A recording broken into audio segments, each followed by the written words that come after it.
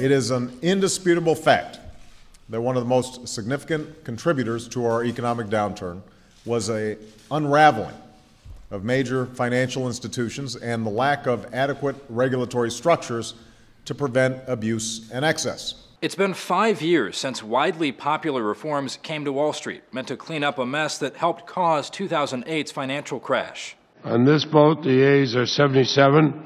But Saturday's midnight hour passage of a spending bill that avoids a government shutdown also rolled back key parts of the Dodd-Frank reform package without any real debate and with a lot of help from Wall Street itself.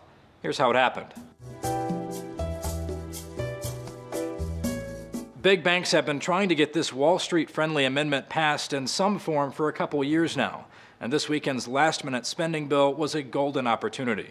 This amendment pulls back regulation on several different types of trading, including the risky derivatives trading we heard so much about after the financial crash. But here's where it gets interesting. 70 lines of the 85-line bill reflect recommendations from Citigroup, which might be the most influential bank on Capitol Hill, and 2 crucial paragraphs were copied nearly word for word.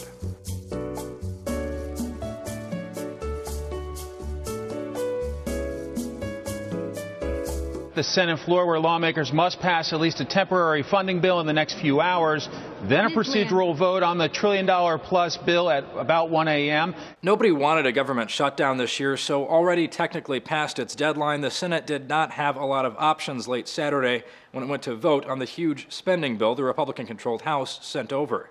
That 1,600-page bill included the Citigroup Amendment. Attached to the bill by this lawmaker, Kansas Representative Kevin Yoder, who said the legislation would help everyday Americans get affordable loans. Though the amendment's opponents say this. This provision that puts taxpayers right back on the hook for bailing out big banks.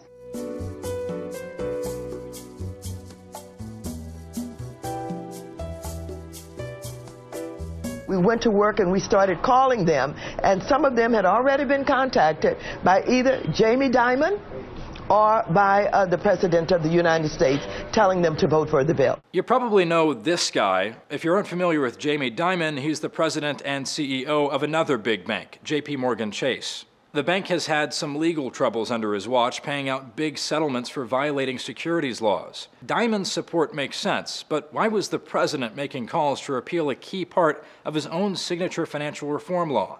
Again, this is what happens when Congress procrastinates. The president does not support that provision, but on balance, the president does believe that this compromise proposal is worthy of his support. For Newsy, I'm Zach Toombs.